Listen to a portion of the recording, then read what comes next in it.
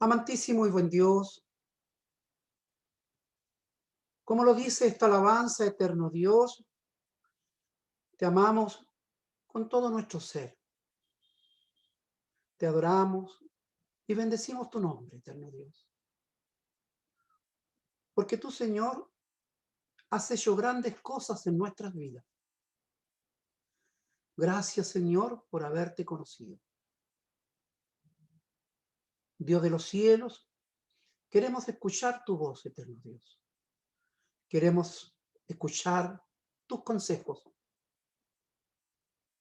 Habla nuestras vidas, Señor. Necesitamos de ti, de esta palabra maravillosa, Señor, de esta palabra que nutre nuestras vidas. Dios de los cielos, bendice la vida de mis hermanos, de mis hermanas, de los jóvenes y de todos aquellos, Señor, que están allí esperando el mensaje que tú vas a entregar. Utiliza mis labios, mi mente y mi corazón para que todo lo que salga de mí, eterno Dios, sea tu palabra. Quédate con nosotros y bendícenos. En el nombre bendito de Jesús. Amén y amén. Muy bien, mis queridos hermanos. Es un gran privilegio el poder entregar el mensaje de la palabra del Señor.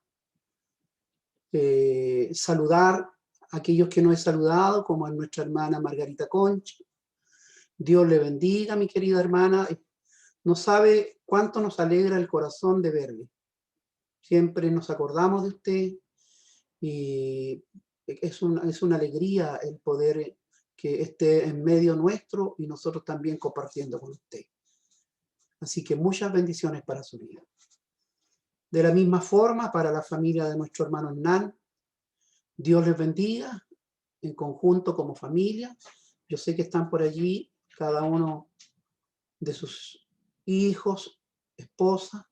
Así que la bendición de Dios sea con usted, mi querido hermano, y sabemos que el Señor, su mano extendida, está, ¿no es cierto?, para sanar y restaurar las vidas. Así que confiemos plenamente en nuestro Dios.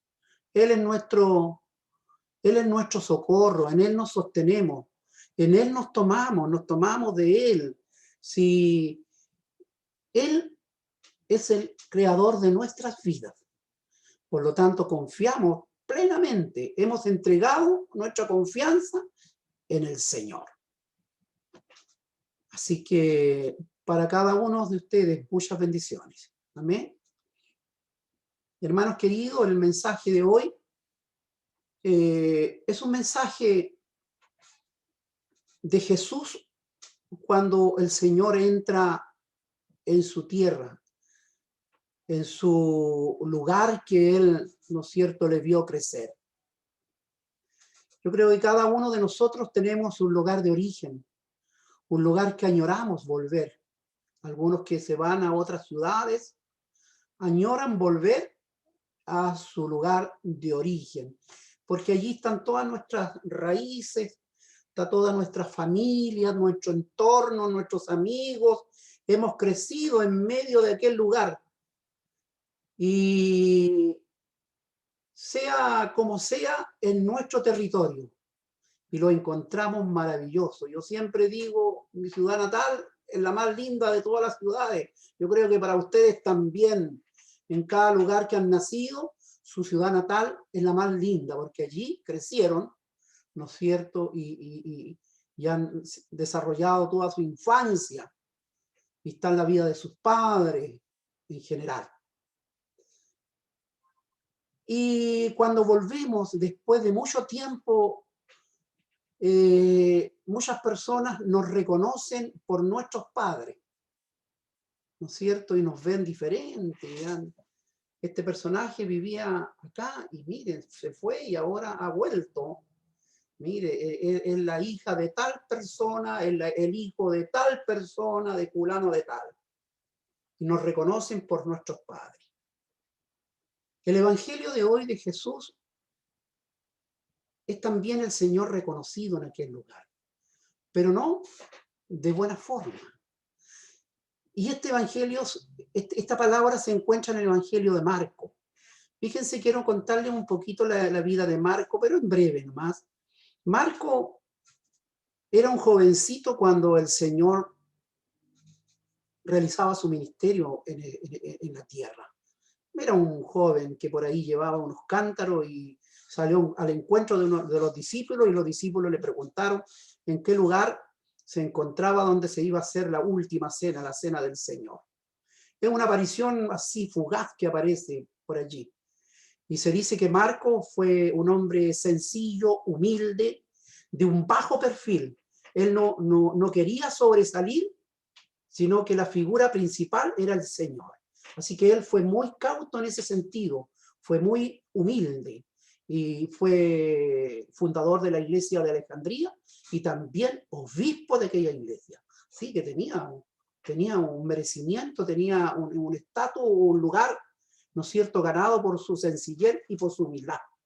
Este hombre escribe el Evangelio de Marco y trata allí sobre la vida de Jesús.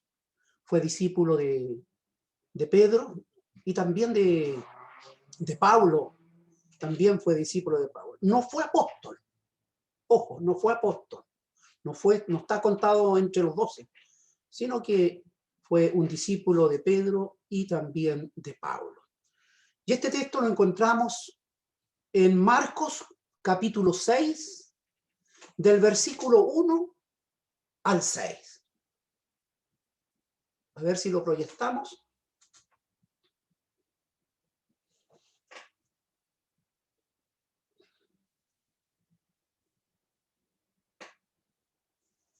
Marcos 6, del 1 al 6. Y dice así, en el nombre del Señor. Salió Jesús de allí y vino a su tierra natal. Y le seguían sus discípulos, dice. Y llegando el día de reposo, el día del Señor, comenzó a enseñar en la sinagoga, y muchos oyéndole se admiraban y decían, ¿de dónde tiene estas cosas? ¿Y qué sabiduría es esta que le es dada? ¿Y estos milagros que por sus manos son hechos? ¿No es este el carpintero, hijo de María, hermano de José, de Jacob, de José, de Judas y de Simón? ¿No están también con nosotros sus hermanas? Y se escandalizaban de él. Mas Jesús les decía, no hay profeta sin honra, sino en su propia tierra, y entre sus parientes y su casa. Y no pudo hacer allí ningún milagro, salvo que sanó a unos pocos enfermos, poniendo sobre ellos las manos, y estaba asombrado de la incredulidad de ellos, y recorría las aldeas de alrededor enseñando. Amén. Palabra del Señor. Un texto donde vemos cómo Jesús entra a su lugar natal. Se dice que va a Nazaret, ¿no es cierto?, en compañía de sus discípulos. El Señor va a aquel lugar natal en compañía de sus discípulos. Y se dice que iba a visitar su hogar, muy probable iba a visitar a su madre y a sus hermanos, porque ellos ya le habían visitado, habían andado en busca de Jesús. Por lo tanto, él viene, dice, a Nazaret para visitar a su familia. Dice que ese es el propósito principal del desarrollo de Jesús. Pero a la vez él se encuentra en un día sábado, en un día donde se supone que iban todos a la sinagoga, allí a aprender de la palabra del Señor. Por lo tanto, él, al entrar con sus discípulos, Él entra en la sinagoga a enseñar, a enseñar. Él era un rabino, así que cuando llegó, ¿no es cierto?, le invitaron a enseñar, dice la palabra. Y como en ocasiones anteriores, los asistentes quisieron, ¿no es cierto?, quedaron asombrados de lo que él enseñaba. Indudable, sabían ellos que era el hijo del carpintero.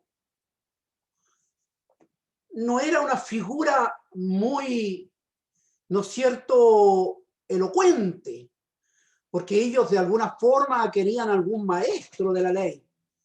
Pero al reconocer en Jesús que era el hijo del carpintero, de un hombre sencillo, de un hombre de una familia humilde, de aquellos hermanos que todavía estaban en aquel lugar, y llega Jesús a aquel lugar y lo reconocen no como Señor, ni como el rabino, ni nada, sino como el hijo del carpintero, el hijo del constructor. Yo recuerdo, mis queridos hermanos, que nosotros tuvimos un padre que también trabajó en lo que es la madera. Él también era artesano. Y nosotros siempre fuimos reconocidos también como el hijo del maestro X, ¿no es cierto? Porque en realidad eso es lo que el oficio que él realizaba, el hacer, el crear, el fabricar algún artículo. Y hasta el día de hoy yo me enorgullezco por aquel oficio que adquirí por la vida de mi padre, porque también con ese oficio me gané la vida y pude educar a mis hijos y obtener algunas comodidades, ¿no es cierto?, para seguir viviendo. Y es maravilloso, no es de menospreciar algún oficio, sino que todos los trabajos tienen, ¿no es cierto?, su importancia, tienen su importancia y su valor. Y Jesús, el hijo del carpintero, reconocido por ese oficio.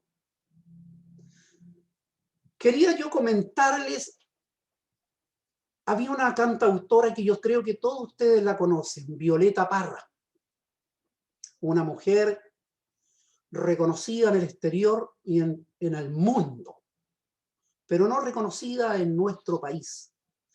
Se dice que ella en el año 67, 1967, se quita la vida, ¿no es cierto? Y nosotros por allí yo leí algunos textos que por qué ella se quitó la vida.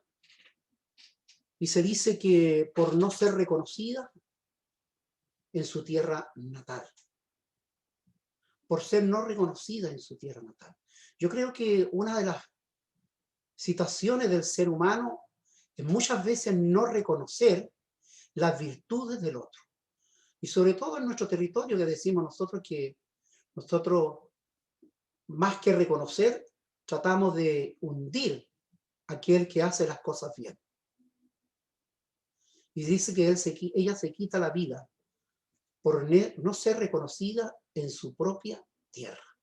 Qué terrible, como entra allí el enemigo para tomar la mente de aquellas personas y hacer una situación trágica de vida.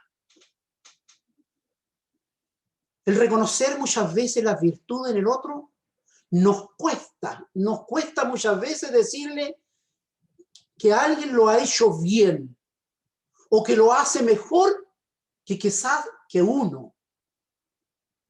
Eso se llama humildad. Eso se llama reconocer la virtud en el otro. Y eso no me hace más pequeño, me hace más grande. Me hace más grande. Por eso que nosotros debemos felicitar y reconocer cuando alguien lo ha hecho bien. Pero ¿qué pasa en la vida de Jesús en Nazaret? Fue todo lo contrario. Entra en su territorio en su localidad, en la tierra que lo vio nacer, donde estaba su madre y su familia, y aquellos no reconocieron en él sus virtudes, sino que ellos mismos dijeron: este hace sanidad en el nombre de Belzebú.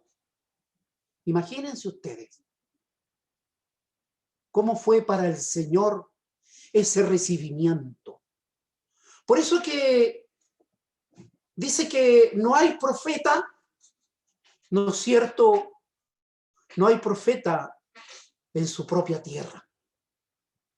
Por general, el Señor dice que allí no hizo milagros ni sanidades, salvo algunas que alcanzó a realizar. Pero no lo hizo, no lo hizo porque Él no lo quisiera, sino que lo hizo por los corazones duros y la incredulidad de aquellos, ¿no es cierto?, que lo vieron como niños, lo vieron crecer, y después Él vuelve y no reconocen su virtud. El Señor Jesús era el Hijo de Dios. Por lo tanto, en Él estaba toda la gloria de Dios. Él tenía el poder de Dios, porque Él venía, ¿no es cierto?, como dice su palabra, acercando su reino a nosotros y a sanar, a restaurar, a salvar vidas. Ese era el gran propósito del Señor. Y tiene que haberle dolido al Señor el no ser reconocido y considerar o decir que Él sanaba o hacía milagros en el nombre de Belzebú. Tiene que haber sido muy duro para el Señor. Pero una de las cosas maravillosas de este texto, que ellos dicen no comprendían y estaban asombrados de lo que Él realizaba. ¿De dónde? ¿Cómo puede hacer Él esta sanidad? ¿Y cómo puede enseñarnos con tanta sabiduría? Eso significaba que ellos veían en el Señor algo especial, a pesar de ser el hijo del carpintero, a pesar de ser un jovencito que había nacido en medio de ellos. Eso era inusual, era algo que ellos no comprendían. Por lo tanto, ya eso es favorable porque, ¿por qué? Porque en su mente estaban buscando quién verdaderamente, en nombre de quién Él hacía esta sanidad. Mis queridos hermanas, mis queridos hermanos, el Señor busca la sencillez, busca, ¿no es cierto?, la humildad, buscó esa familia, a María y a José, para que el Hijo de Dios naciera allí, en aquel lugar, en la humildad, en la sencillez. El Señor hace grandes cosas, hace grandes milagros. Él podía haber vivido en un palacio, haber tenido una familia de nombre, haber tenido unos padres seguramente, ¿no ciertos?, preparados, con títulos, pero Dios así lo quiso. Yo me acordaba en unos pocos estudios atrás que hablábamos, ¿no es cierto?, de que de la sencillez, de la humildad, de la escasez, el Señor allí se glorifica. Allí el Señor se glorifica. En aquellas circunstancias. En este mundo que estamos viviendo, mis hermanos, donde podemos decir que todavía hay mucha incredulidad, muchas personas que todavía no conocen al Señor y dudan de los milagros que Él realiza en este tiempo, dudan de los milagros y preguntan, ¿quién es Jesús? ¿Quién es tu Dios? Y allí es donde nosotros debemos de dar respuesta. ¿Quién es el Señor? ¿Quién es Jesús? ¿Quién es nuestro Dios? ¿Qué ha hecho en nuestras vidas? ¿Cómo el Señor ha producido cambio en cada uno de nosotros? ¿Cómo el Señor, ¿no es cierto?, nos ha renovado? Un mundo incrédulo que tiende o toma tendencia o ideologías que no están dentro del camino del Señor. Y dejando, ¿no es cierto?, el verdadero evangelio o la verdadera palabra de nuestro Dios de lado. Un mundo que va rumbo al precipicio. Un mundo que va rumbo a la perdición. No nos perdamos de este caminar. No nos desviemos de este camino. El Señor dice que sale de aquel lugar. Y más adelante Él le pregunta a sus discípulos, porque Él queda allí con esa interrogante al Señor, pero Él sabía lo que pensaban aquellas personas. Y le pregunta a ellos, ¿quién dice la gente que soy yo? ¿Quién dice la gente que soy yo? Y también le hace esta gran pregunta a sus discípulos. ¿Quién dicen ustedes que soy yo? Y si Él nos hiciera esa pregunta en esta hora, mis queridos hermanos, ¿quién diríamos que es el Señor para nosotros?